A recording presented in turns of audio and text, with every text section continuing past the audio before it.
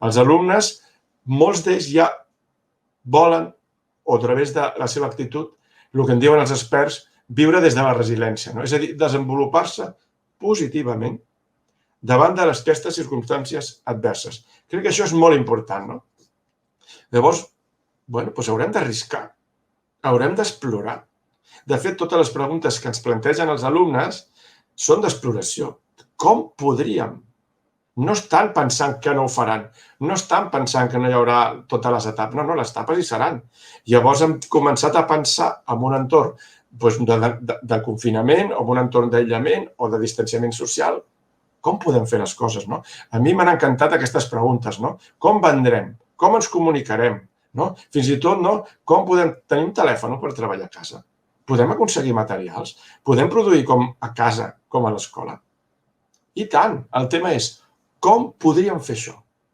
I segurament haurem d'explorar coses totalment inèdites. És a dir, podem tenir un telèfon a casa? Home, doncs potser el podem tenir a través de l'ordenador i el WhatsApp, però per fer el WhatsApp necessitem un número.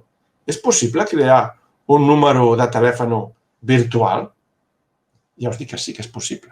Però és això el que hem d'explorar amb els nostres alumnes. Jo, si fos mestre, el que faria és tornar les preguntes als alumnes, tornar les preguntes als mestres una mica, és que és el que us estic fent ara, és a dir, escolta, si algú et preguntés a tu que si pots utilitzar el Hangout, doncs tu què faries com a alumne? Doncs dedicaria una estona a explorar aquesta situació i potser arribaria a la conclusió que necessito per algunes coses ser major d'edat o un permís especial, Ostres, podem buscar un adult que ens ajudi a fer això? O no, en tenim prou amb un permís patern? No, perquè no... Tot això jo crec que justament és donar valor al nou escenari.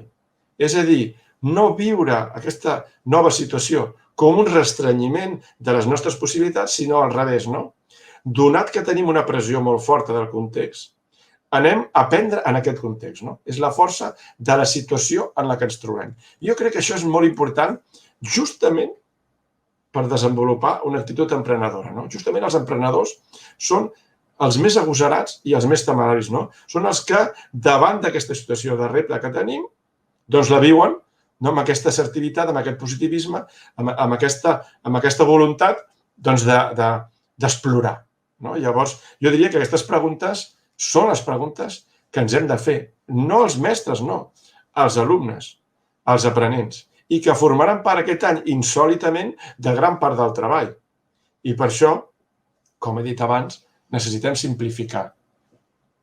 Això sempre és dolorós, deixar de fer algunes coses per deixar espai per fer-ne unes altres. Sobretot, no intenteu afegir a el que ja fèieu tota la nova complexitat. Per què? Perquè us estressareu, perquè no us hi cabrà, perquè acabareu, com sabeu els mestres, treballant a altes hores de la madrugada, que diuen, doncs no, escolta, això ho hem de fer classe. I per tant, les 10 coses que fèiem s'hauran de convertir en 5, perquè les haurem de repensar 2 vegades en situació de confinament i de no confinament, i perquè, a més, haurem de resoldre uns problemes inèdits fins ara, problemes com aquests que ens acaben de plantejar els alumnes, d'escolta, podem tenir telèfon o no podem tenir telèfon? Podem construir el material? Podem fer les coses a casa? Doncs segurament haurem de dissenyar un tipus de producte que sigui compatible en fer-ho a casa. O potser podem anar a treballar en un lloc que no sigui a casa. Explorem tot això, Clar, com dirà, ostres, explorar tot això, doncs, bueno, és, per dir-ho així, té un cert grau de risc, doncs sí. Però penseu una cosa, des de la perspectiva nostra de mestres, Els alumnes que estan fent 5è fan aquest any. Per ell, això no és un parèntesi. No és, mira, passem un any i quan això s'acabi ja hi tornarem. Doncs és el seu moment. És el seu 5è. Aquests alumnes, aquests infants, no tornaran a viure això. Jo crec que això també ho hem de tenir present, Perquè aquesta idea que això és un parèntesi pot ser una mica perillosa, Això no és un parèntesi, és una nova situació. I veurem com en sortim, Jo diria que no abandonem mai aquesta idea que ells no en tenen cap més, no faran un altre QM. És aquest el seu.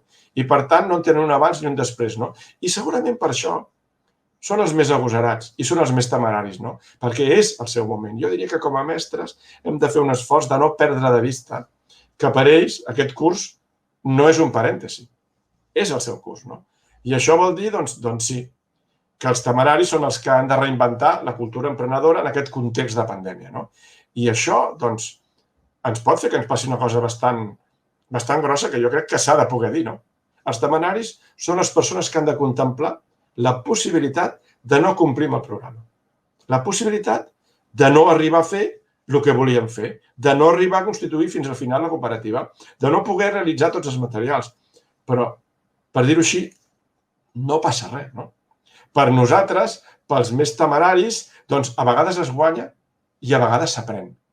No oblidem que l'objectiu d'això és que aprenguin.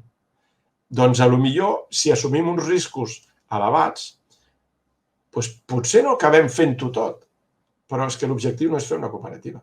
L'objectiu és aprendre a través de la creació d'una cooperativa, de la col·laboració amb l'entorn. Per tant, jo diria que aquest grup de persones, entre els quals jo veig molt clarament els alumnes i segurament alguns mestres, no? Hem d'assumir la possibilitat de que al final no arribem a fer-ho bé. El que no podem assumir és la possibilitat de que no aprenguem. No confonguem que no ens surti amb no aprendre. I pot ser que al final alguna cosa no la puguem acabar fent, però reflexionant sobre el que ens ha passat, segur que podem aprendre. I això els mestres ho sabem. L'aprenentatge és la reflexió sobre l'experiència.